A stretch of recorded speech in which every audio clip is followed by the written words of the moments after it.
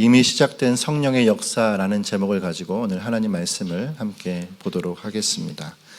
자, 우리가 지난주일 말씀을 통해서 이 신앙 공동체가 어떠한 면모를 가지고 세워가고 있는지를 함께 보았습니다. 예수님의 승천 이후에 이 무리들이 모여서 하나의 공동체를 이루었는데, 이 공동체는 단순히 아는 자들의 모임이 아니라 이 모임이 어떤 공동체죠? 신앙 공동체라고 그런 면모를 띠고 있다라는 것이 지난 우리 말씀의 주된 이야기였습니다. 단순히 스승을 떠나보내고 나서 이 무리들은 대책 회의를 하기 위해서 모인 것이 아닙니다. 단순히 모여서 이들이 토론하고 논의하여서 뭔가 우리만의 생각을 가진 자들의 집단이 되자, 이렇게 모인 것이 아니라 이들은 신앙 공동체로서 하나님께서 이들을 자연스럽게 묶어가고 계시는 것을 우리가 살펴보게 되는 거죠. 그것을 우리가 볼 수 있는 중요한 특징이 무엇이었습니까? 첫 번째는 14절의 말씀에 나타나는 거였습니다. 14절에 모여 기도하기를 힘쓰는 모습을 우리가 보았어요. 자, 모여서 기도하기를 힘쓴다라고 하는 것이 단순하게 보일지 모르겠지만 그렇지 않다고 얘기했습니다. 모여서 기도하는 것은 누군가 억지로 시키거나 아니면 특정한 목적이 있거나 또한 그 안에서 다른 어떠한 것에 대한 반향이 일어났을 때에 나타나는 행동일 텐데, 중요한 건 그 당시에 스승을 떠나보낸 자들에게 자연스럽게 나타났던 모습이 함께 기도하는 모습이었다라는 거죠. 그렇기 때문에 누가 억지로 시켜서 모인 것이 아닌 하나님 앞에 그들이 모여서 자연스럽게 나가는 이 모습, 결국 하나님의 신앙 공동체의 면모를 띠고 있다라고 하는 것이었어요. 또 하나 우리가 그 안에서 찾아볼 수 있는 것이 무엇이었습니까? 구성원 중에 누가 있느냐라고 했을 때 이것이 또한 그 공동체가 신앙 공동체라는 사실을 알려준다고 얘기했어요. 그 구성원 중에 누가 있었죠? 예수님의 어머니였던 마리아와 또한 아우들이 있었습니다. 예수님의 제자들은 우리가 당연히 있겠다 생각하지만 아우들은 좀 다르죠. 이 아우들이 모여서 그들이 이 자리에서 있었던 이유가 두 가지 중 하나죠. 하나는 친족이었기 때문에 있었거나 아니면 정말 신앙인이 되었기 때문에 있었다. 둘 중에 하나일 겁니다. 여러분, 이 공동체가 단순히 친족의 모임이 아닌 이유는 뭐죠? 그들이 온전한 신앙 고백을 하는 자들로 이미 바뀌어져 있었기 때문이다라는 거죠. 그것을 우리가 지난 시간에 다 살펴보았습니다. 그래서 동생 야고보가 지은 성경, 그가 집필한 것이 야고보서죠. 그리고 그 야고보서를 보게 되어지면 단순히 야고보서를 썼기 때문에 그가 신앙인이다라는 것이 아니라 그가 야고보서 가운데 나타나는 그 복음의 맥락이 그러하다라는 거죠. 그 복음의 맥락이 어떻습니까? 행함이 없는 믿음은 죽은 믿음이다. 이 고백을 할 수밖에 없는 이유는 이 고백을 하는 그 안에 조건이 몇 가지가 있죠. 그 중에 하나는 예수님을 보면서 그가 하등 흠이 없다라는 사실에 반박할 것이 없어야 한다라는 거예요. 30년 동안 예수님과 함께 동행하며 살았었던, 실제 예수님의 삶을 보았던 야고보가 야고보서를 쓰면서 행함이 없는 믿음은 죽은 믿음이라는 결론을 도출하기까지는 결국 예수님의 삶이 무엇이라는 거죠? 흠이 없는 분의 삶이었다라는 것을 전제하지 않고는 할 수 없는 고백인 것입니다. 할렐루야. 이것이 바로 야고보가 가지고 있는 모습입니다. 그러면 이 모습 언제 나타났느냐? 바로 예수님의 부활하신 그 모습을 직접 본 이후입니다. 고린도전서 15장의 말씀에 나와 있는 그 말씀처럼 그는 야고보가 예수 그리스도를 보고 나서, 아우들이 예수님을 보고 나서 그 다음에 나타나는 모습이 바로 그런 신앙의 모습이었다라는 것을 지난 시간에 우리가 살펴보았어요. 그러니 여러분, 신앙 공동체는 어떤 공동체입니까? 우리 이곳에 모여있는 우리는 학연으로 모인 것도 아니고요, 지연으로 모인 것도 아니고요, 혈연으로 모인 것도 아닙니다. 무엇으로 모였습니까? 예수 그리스도. 할렐루야. 예. 복음이 생명이 된 자들, 생명을 생명처럼 여기기 때문에 이 자리에 모이는 거죠. 이것이 주님의 공동체 안에서의 반응이다라는 겁니다. 그러니까 생명에 반응하는 공동체가 신앙 공동체입니다. 다르게 말하면 그 당시에 120명의 사람들이 모인 것은 단순히 그들이 예수님의 승천이나 예수님의 부활하심을 보았기 때문이 아니라, 본 것이 아니라 그게 심령 가운데 믿어지며 그것이 예수 그리스도는 내 안에 이제 신앙할 자구나, 내가 믿어야 할 분이구나라는 것이 나타나게 되어서 모인 거예요. 그러면 여러분, 우리 옆에 있는 분에게 이렇게 얘기했으면 좋겠습니다. 우리는 복음이 생명이 된 자입니다. 할렐루야. 그냥 복음이 복음으로 있는 게 아니라 이게 내 안엔 저 사람은 몰라도 나는 뭐예요? 이거 생명임을 알고 이 자리에 있는 것이다. 우리는 그분의 생명 안에 속한 자입니다. 한번 따라할게요. 우리는 그분의 생명 안에 속한 자입니다. 이게 단순한 조직이 아닙니다. 교회는. 우리가 이 조직을 세상 사람들이나 주변에 여러 가지 많은 이슈들 때문에 이거 되겠어? 이렇게 생각할지 모르겠지만 아니요. 복음이 살아있으면 이건 생명의 공동체라는 사실이에요. 우리가 나갈 방향이 분명하죠. 우리가 무엇을 쫓아가는 자들입니까? 여기 와서 생명을 발견하지 못하고 가면은 그건 정말 불쌍한 어리석은 존재가 되는 것입니다. 복음의 말씀이 내 안에 생명이 되어 그것이 정말 간절히 더 찾아지는 자가 되어지는 것, 이것이 저와 여러분이 나아갈 방향인 것입니다. 자, 그러한 차원에서 오늘 본문의 말씀에 이 공동체가 정말 생명이 거하는 그런 모임이었는지를 확인할 수 있는 하나의 장면이 등장을 하는데, 그것이 무엇이냐면 바로 12번째 사도를 뽑는 사건이다라고 할 수가 있어요. 그러니까 저는 그렇게 봅니다. 이 12번째 사도를 뽑는 이 시간은 이 공동체가 생명의 거함을 보여주는 시간이었다라는 거예요. 사실 12번째 사도를 다시 뽑는 이 경우가 많은 견해들을 가지고 있습니다. 신학적으로도 그렇고 사람들에게 여러 가지 많은 생각들을 하게 해요. 근데 중요한 건 이 견해들을 보면 대부분 부정적인 견해들이에요. 그러니까 12번째 사도를 뽑은 일은 인간적인 행동이었다, 이렇게 생각을 하는 것입니다. 그 이유가 무엇이냐면 한 3가지 정도가 있는데, 첫 번째는 대표적인 견해죠. 다락방 성령 강림 이전에 했던 인간적인 결정이었다, 이렇게 생각하는 경우들이 제법 많이 있습니다. 그러니까 다락방 사건의 그 성령의 커다란 은혜의 시간들 이전에 이들이 뽑았었던 것이기 때문에 이건 인간적인 냄새가 나는 실수였다, 이렇게 생각을 하는 경향인 것이죠. 여러분, 그건 매우 큰 오해가 되어질 수 있습니다. 그건 어떤 오해죠?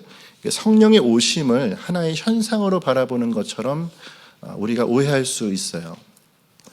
다시 말해 모두가 같이 모인 자리에 신비로운, 그러니까 불의 혀같이 그들에게 강력하게 임하는 어떤 느낌과 현상이 있어야지 성령이 오신 것이고 이것이 세례다라고 단순하게 이야기하는 이런 잘못이 우리 가운데 나타날 수가 있습니다.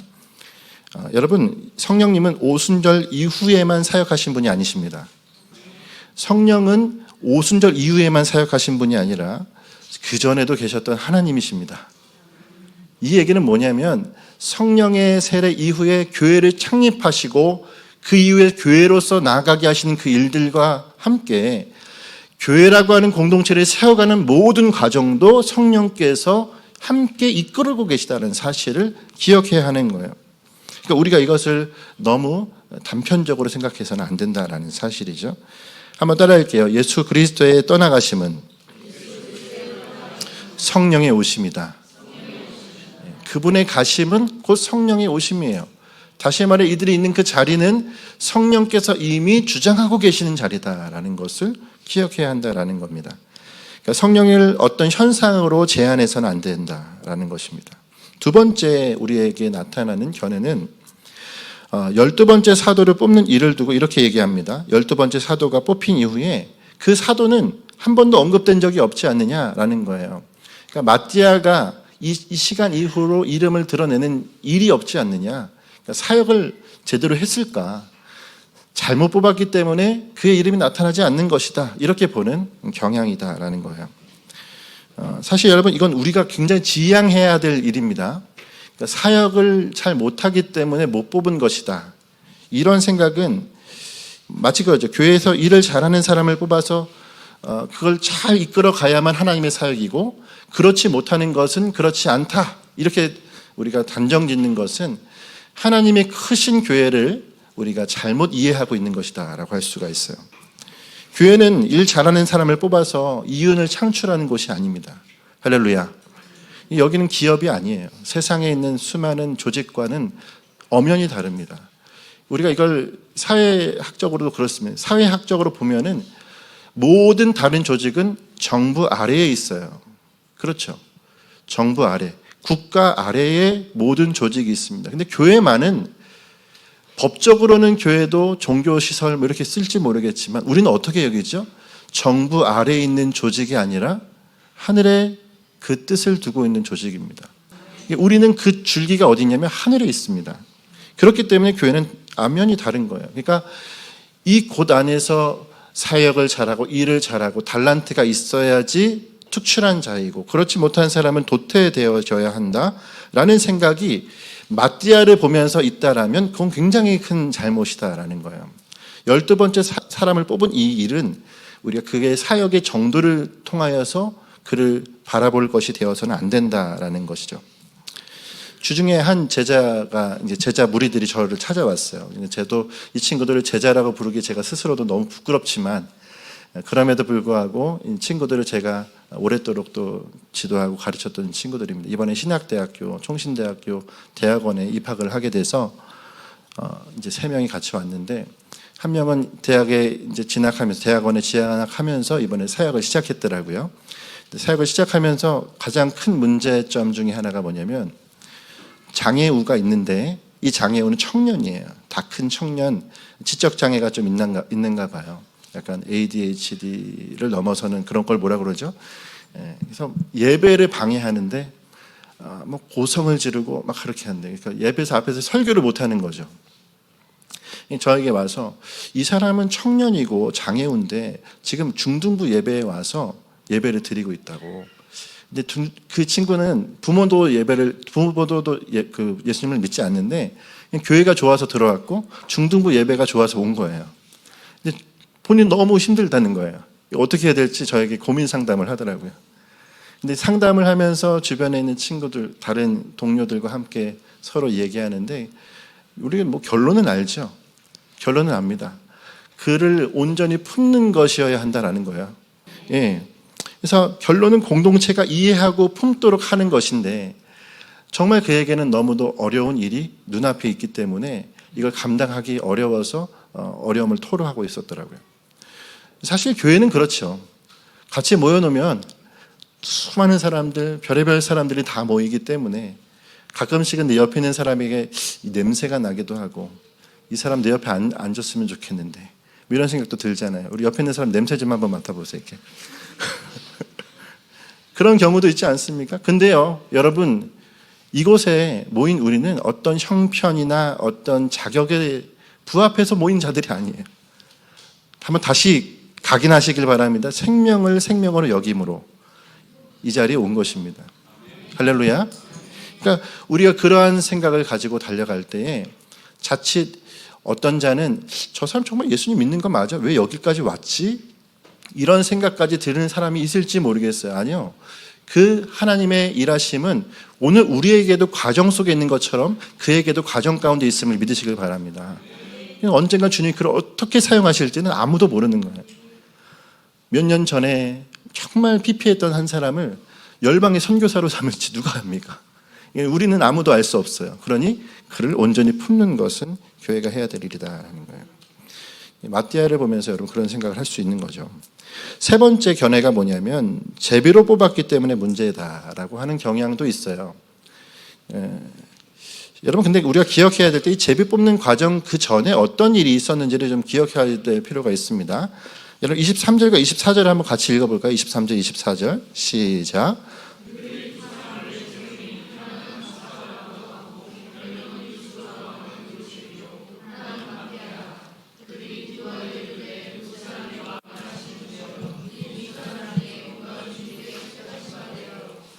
아멘.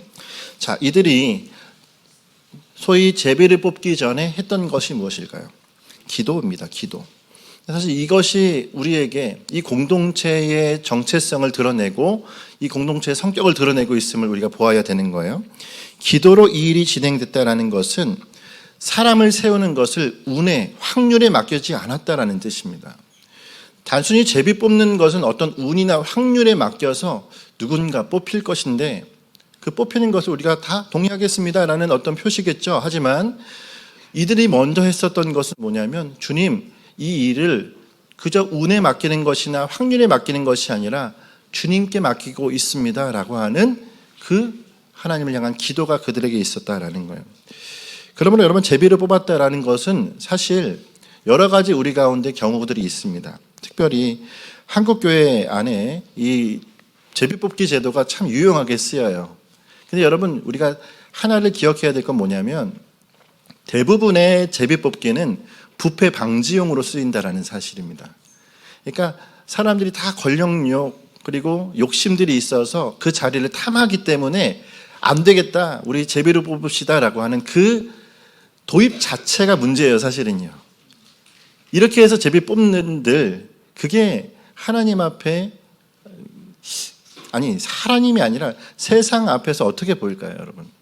아니 부패가 많아서 제비를 뽑는데 세상은 그걸 보고 웃습니다. 이러면 어떻게 해야 될까요? 우리가 제비를 뽑는 선거의 제도가 중요한 게 아니에요. 교회는, 주님의 공동체는 제비를 뽑읍시다, 뭐 합니다, 뭐 이런 것이 아니라 우리에게는 정말 생명이 있다라는 것이 전제가 되어진 공동체로서 나가야 합니다. 그러면 제도가 문제가 아니라, 선거가 문제가 아니라, 정말 중요한 건 뭐죠?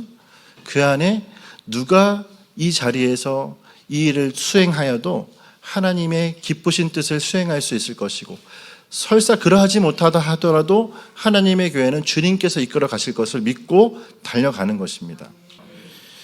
2023년도도 그렇게 주님이 세워가셨을 줄 믿습니다. 우리에게도 여러 사람들을 연초부터 우리가 임명을 하고 함께 세웠지만, 여러분, 몇몇 사람이 또 안 보이고 또 누가 보이고 하기 때문에 올해는 하나님의 뜻이 아니었나 보다, 이게 아니에요. 주님께서 올해 우리 가운데 주어진 이 모든 상황들, 그 앞으로 행하실 일들을 온전히 주님께 소망하며 기대하는 자의 모습, 이것이 우리가 하나님 앞에 세워가야 될 공동체의 면모라는 사실을 기억하시기를 간절히 소망합니다. 그러면 여러분, 이제 이 세 가지의 견해를 우리가 살펴본 것처럼 이 상황은 지금 어떻게 우리가 그럼 보아야 될까요? 제비를 뽑고 또한 그들이 마띠아를 뽑는 이 사건, 이 상황은 한마디로 성령의 강한 임재 속에서 일어나는 과정이라고 하는 것을 기억하시길 바랍니다. 그러니까 신앙 공동체를 세워가는 과정 속에서 하나님은 단순히 2장에 가서 그들에게 강력하게 임한 후에 뭘 새롭게 하시는 것이 아니라 신앙 공동체를 형성하시며 세워가시는 이 모든 과정이 강하신 성령의 임하심, 성령의 임재, 내주하심 속에서 나타나는 일이다라는 거예요. 그러므로 오순절 성령 사건 이전에 이미 성령님은 이 공동체를 다스리고 계셨다라고 하는 것입니다. 우리 교회 안에도 그러한 하나님의 다스리심이 있기를 간절히 소망합니다. 여러분, 이 모든 과정 속에서 우리가 또한 하나를 살펴볼 인물이 있는데, 이 모든 과정을 주도했던 한 인물이 있죠. 누구죠? 베드로예요. 베드로. 이 베드로의 일련의 행동들을 우리가 보면서도 이 일이 성령께서 하신 일이라는 사실을 또한 볼 수가 있어요. 자, 15절과 16절을 같이 한번 읽겠습니다. 15절, 16절입니다. 시작. 모인 무리가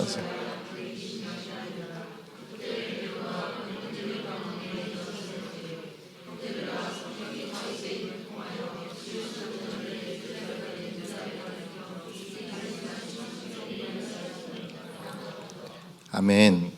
자, 베드로가 이 15절과 16절의 말씀은 베드로가 이 무리들 앞에 서서 메시지를 이제 전하고 있는 것을 우리가 볼 수가 있습니다. 특별히 여러분, 이 15절과 16절에 그가 앞장을 서서 이 모든 상황을 주도하고 있는 이 과정 속에서 우리가 기억해야 될 건 뭐냐면, 14절의 말씀에 우리가 보았던 것처럼 그들이 한 마음으로 기도하고 있었다라고 하는 사실입니다. 그러니까 우리가 베드로가 이렇게 하는 이 모든 과정 속에서 그 역시도 무엇이 먼저였는지를 기억할 수 있죠. 기도하며 무릎으로 주님 앞에 나아가는 일이 먼저였어요. 그러니까 베드로도 기도하고 또 그 기도하는 와중에 하나님께서 그의 마음속에 이제 한 가지를 생각나게 하셨던 거죠. 바로 지금 이 공동체의 가장 취약하고 사람들에게 문제시 되어지는 부분, 무엇입니까? 바로 가룟 유다라고 하는 탈락한 이 모든 자리에, 이 모든 공석이 공동체 안에서 가장 큰 문제처럼 보여지는 겁니다. 그때 그러면 이 공동체가 함께 기도하는 그 기도 속에 제목들이 무엇이었을지 우리는 유추할 수 있죠. 하나님, 이 공동체의 회복을 위해서 우리가 무엇을 해야 합니까? 그럴 때에 베드로에게 하나님께서 주시는 중요한 포인트가 무엇이냐면 그가 말씀이 기억났다라는 사실이에요. 하나님의 말씀이 기억났다는 것입니다. 20절의 말씀을 한번 읽어볼까요? 20절의 말씀 시작. 시편에 기록되었을 때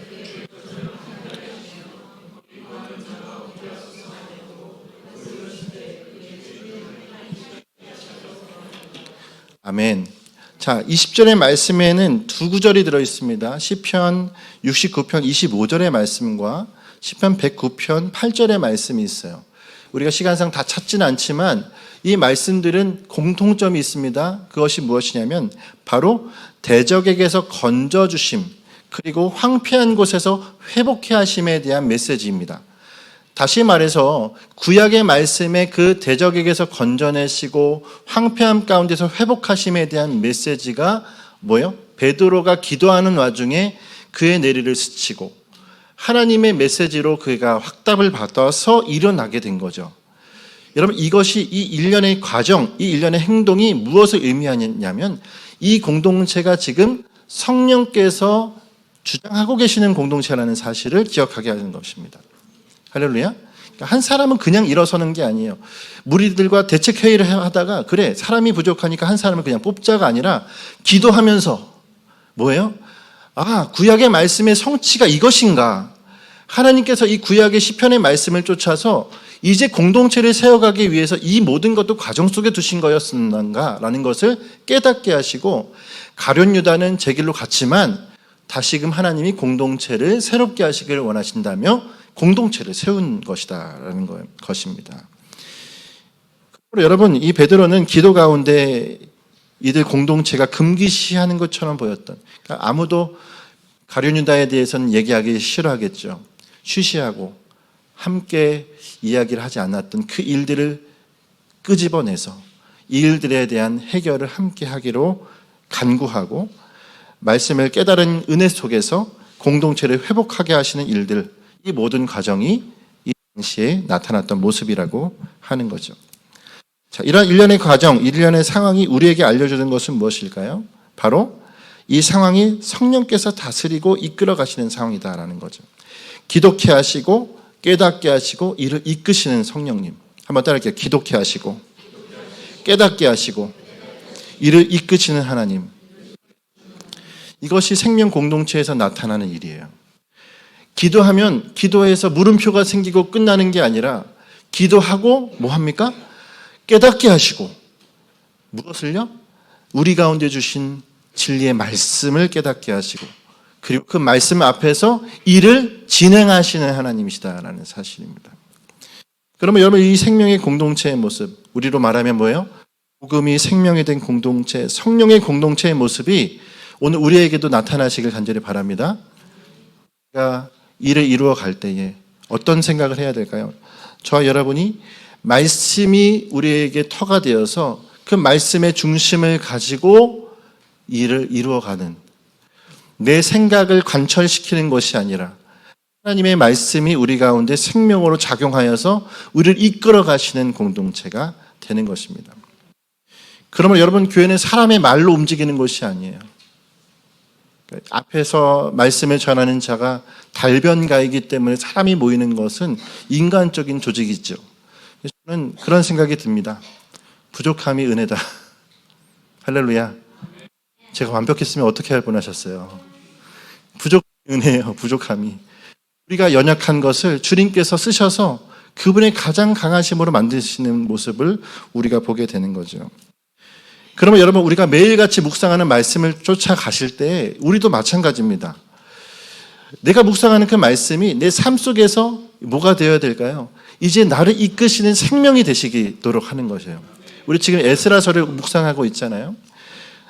이것이 우리에게 은혜가 되더라고요. 아까도 말씀드렸던 그 3명의 제자들이 와서 궁금한 것을 묻고 대답하는데 제가 답할 것은 제 경험이 아닙니다. 왜요? 어차피 그들도 알겠지만 저도 알지만 제 경험은 저로부터 시작된 것이 아니기 때문입니다. 그러니까 교회를 세워가는 일을, 목회를 해나가면서 모두가 우리가 다 알잖아요. 증인이 여기 있네요. 우리 모두 증인인 것은 사람이 해서 될 일이 아닌 거예요. 그렇죠? 아멘이신가요? 여기서 누가 잘해서 우리 교회가 하나님 앞에 믿음으로 견고하게 서겠습니까? 잘해서 섭니까?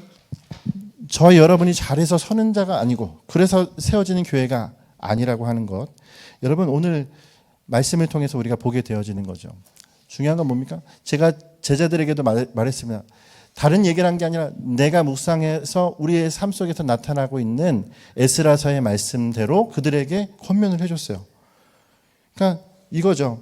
스룹바벨의 영광 없는 성전으로 나갈 것이 우리의 모습이 아니라 우리는 뭐예요? 회복을 외치며 달려갔던 이 에스라의 복음의 행전, 바로 말씀의 행렬을 따라가야 될 자들이라고 하는 거예요. 그러니까 세상 가운데 서에서 이제 목회자로 서게 될 자들에게 얘기해 주는 것이 단순히 우리는 건물이 아니고 우리는 단순히 세상 가운데 세워진 그 여타의 모든 영광을 따라갈 자들이 아니라 복음, 말씀 앞에서 그 회복을 외칠 자들이라는 사실을 같이 이야기했습니다. 에스라 10장의 말씀에, 그래서 우리가 2절의 말씀에 보면 뭐가 있냐면 아직 소망이 있다라고 얘기를 하잖아요. 뭐야? 스가냐가 에스라에게 얘기한단 말이에요. 아직 이스라엘에 소망이 있습니다. 다 무너져 있는 곳에서 얘기하는 거예요. 다 아직 소망이 있다. 왜 소망이 있습니까? 이제 말씀이 우리 가운데 붙들려 있어서 그 말씀대로 살아가게 하시는 그 주님이 이 일을 행하시기만 하면 주님 그것이 소망입니다. 이렇게 외치고 있는 것이죠. 오늘 저와 여러분에게도 마찬가지일 줄 믿습니다. 세상은 교회가 형편없는 것 같고, 그리고 이 크리스마스가 되어도 교회는 마치 세상 사람들에게 밟히는 소금처럼 보여지고, 여러분 한번 보십시오. 우리가 저 건빵 들고 전도지 들고 나가 보십시오. 사람들이 반깁니까? 아니요. 원래부터 반기지도 않았지만 더 어려운 시절이 되어져 있어요. 근데 여러분 이럴 때 우리는 생각합니다. 아이고 교회 시절은 끝났구나. 이제 무너지겠구나. 아니요. 무너지는 게 아니라 뭐예요? 아직 소망이 있습니다. 우리가 소망이 아니라 주님의 말씀은 다시금 우리를 새롭게 하실 것이기 때문입니다. 복음이 살아있으면 그 복음으로 말미암아 주님이 일하게 되어질 건다는 사실이에요. 우리 주님 앞에 우리가 할 수 있는 모습이다라는 사실입니다.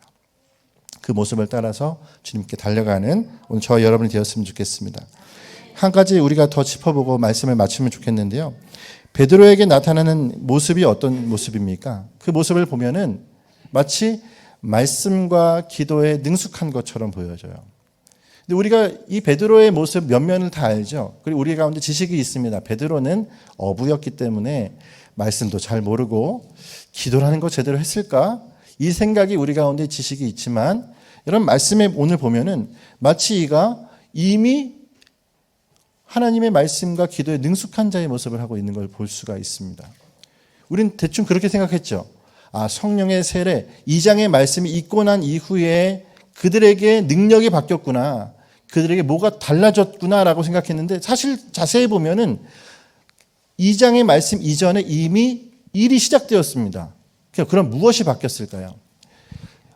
베드로를 보면요. 베드로 역시도 우리는 좀 베드로를 바라볼 때 그렇게 생각하죠. 아, 여부니까 좀 이렇게 모자랄 것이고 부족할 것이라고 생각하지만 그래도 유대인입니다. 그렇죠? 그래도 유대인이라면 그가 가지고 있는 말씀에 그런 바탕이 있다는 거예요. 그러니까 말씀을 모르는 자는 아니라는 사실입니다. 그 말씀이 있고 기도는 누구에게 배웠겠습니까? 기도는 예수님께 누구보다 더 확실히 배웠습니다. 왜요? 예수님이 가장 근처에서 예수님이 기도하는 모습을 직접 보고 배웠던 자입니다.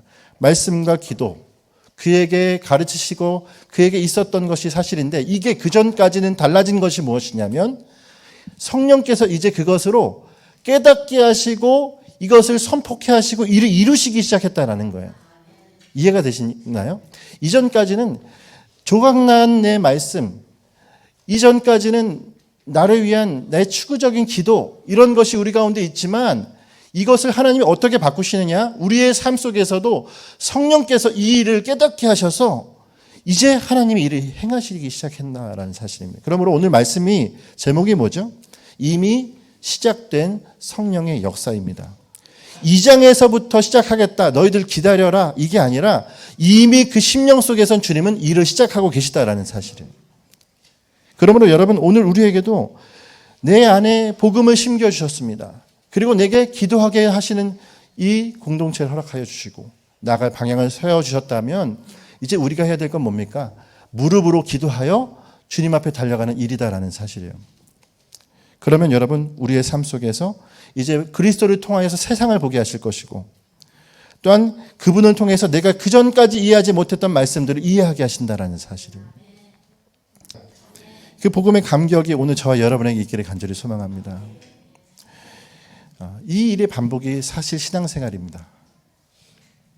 신앙 공동체는 다른 것이 아니에요. 말씀이 내 안에 정말 생명이 되고 이 말씀이 생명이 된 자가 기도하는데 그 기도가 이제 나를 향하지 않고 그 방향이 주님을 향하여 나가게 되었을 때 여러분 교회는 가만히 있을 수가 없는 거예요. 사실요. 그렇죠. 너무도 자연스러운 현상처럼 나타나는 교회의 일들이 성령의 역사입니다. 물론 우리가 부정하지 않습니다. 그분의 강한 신비로운 일들을. 그분은 우리 가운데 강력하게 임하실 때 모두가 이때는 틀렸어라고 할 그때를 또한 보기도 하십니다. 근데 여러분 그것이 있어야지만 신앙생활은 아니에요. 매일같이의 생활의 삶이 주님 앞에 강력한 복음에 휩쓸려 그 마음에 붙잡힌 자의 삶을 살아가는 거. 오늘 이것이 우리에게 나타나는 하나님의 커다란 일들이라니까요. 여러분 이 일들을 우리가 바라보는 자로 복음에 감격하여 그것을 경험하는 자의 삶을 사는 것이 오늘 우리에게 나타나야 될 줄 믿습니다. 여러분 교회에 오는 것이 나에게 어떻습니까? 마음속에 교회에 오는 것이 악몽 같습니까? 이 자리에 오는 이 시간이 너무 힘든가요? 그렇다면 이제 우리의 마음을 바꾸셔야 돼요. 사람 때문에 힘들었으면 바꿔야 됩니다. 환경 때문에 힘들었으면 바꿔야 돼요. 우리에게 이곳은 악몽의 자리가 아니라 우리의 삶을 돌아볼까요? 가정이 악몽 같은 가정이 아니라 말씀이 이제 깨달아지고 말씀이 적용되어지는 그 말씀의 놀라운 은혜의 현장이 되어야 한다는 사실. 할렐루야. 그러니까 이 시간도 우리가 몸이 건조하게 있을 수 없다고요. 지난주에도 우리가 눈물로 얘기하지 않았습니까? 오해하지 마세요. 제가 눈물을 흘리는 이유는 그런 경우가 있더라고요. 어떤 분이 이렇게 얘기해요. 목사님이 눈물을 흘리니까 무슨 우환이 있으세요? 저는 우환이 있으면 눈물을 흘리지 않습니다. 더 단단해지는 사람입니다. 여러분 우리 안에 정말 주님의 공동체를 소망하고 싶은 그 마음이 있어야 된다는 거죠. 할렐루야. 그 주님의 말씀이 우리를 붙들어서 삶의 가정 속에서 하나하나 이제 이끌어 가시는 일들을 보는 거. 여러분 그 감격 속에서 어찌 우리가 주님을 바라보지 않을 수가 있겠냐라는 겁니다.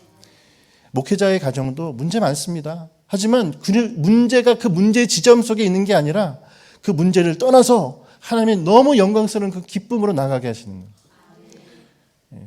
지금은 기쁨의 시간이에요. 우리 가정은. 메리 크리스마스입니다. 매일같이. 그렇게 우리가 나아가게 하시는 그 공동체. 가정과 교회와 우리에 있는 직장과 우리의 일터를 바꾸시는 하나님을 보시게 될 겁니다. 누가 임하시면요? 성령이 내 안에 계시면. 지난주 우리 새가족반을 같이 하는데 목사님 늘 복음 하시는데 그 복음이 뭔지가 궁금합니다. 이런 유의 질문을 한 분이 하셨어요. 그래서 그때 이제 지문이 그거였습니다. 창조, 타락, 구속. 그러니까 제가 오늘 여러분에게 말씀드리는 복음, 생명은 다른 뜻이 아닙니다. 이 성경이 전체가 말하고 있는 창조, 우리의 타락, 그리고 그분의 구속, 우리를 향하신 하나님의 그 놀라운 이 땅에서의 삶이 녹아있는 이 모든 것을 우리는 총체적인 복음이라고 얘기해요. 이 모든 일을 하신 주님 앞에 그 영광스러운 은혜 가운데 우리가 나가게 하심은 여러분 오늘 우리가 감당할 수 없는 거라는 얘기예요. 감당할 수 없는 것을 받은 자에게 주신 그 은혜. 와, 이 놀라운 은혜를 받았는데 어찌 우리가 이 땅에서 세상 사람들과 비슷한 모습으로 살아갈 수가 있겠습니까? 거기에서 우리가 기뻐할 수 있겠냐 말이에요. 주님 앞에 감격하며 살아가는 삶을 살아가는 것입니다. 이제 말씀을 마치길 원합니다. 오늘 말씀에서 제일 중요한 건 뭐죠? 그러면 왜 마띠아를 세웠을까? 그럼 왜 마띠아를 세우셨을까? 22절의 말씀 한번 읽어볼까요? 22절의 말씀 읽겠습니다. 시작. 항상 우리와 함께 다니던 사람 중에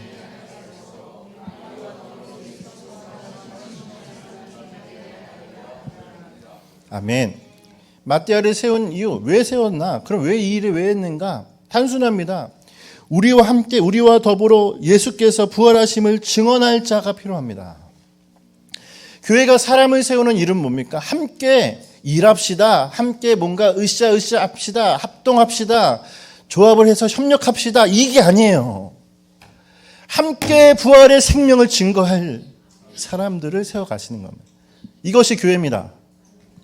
교회 직분을 가지시며 나는 집사입니다. 나는 권사입니다. 나는 장로입니다. 나는 목사입니다. 이 모든 일을 우리가 하는 이유는 우리가 감투 쓰자는 얘기가 아니라 뭐예요? 바로 부활의 증거로 함께 나아갈 수 있는 길을 열어가십시다. 이 일이다라는 사실입니다. 그러면 여러분 옆에 있는 분에게 이렇게 이야기했으면 좋겠어요. 당신은 예수의 부활을 증언할 자입니다. 크리스마스가 소중한 이유는 다른 게 아니에요. 아기 예수, 그 아기자기한 아기 예수님을 예쁘다. 이것도 뭐 트리도 열심히 잘 해놓고 너무 이뻐요. 근데 이 이쁨을 뛰어넘어서 부활이 되어야죠. 할렐루야. 이곳이 하나님의 거룩한 그 생명이 우리 가운데 오셨고 그 부활의 기쁨이 충만한 곳이 되어서 이제 그 주님의 증인으로 살아가야겠구나.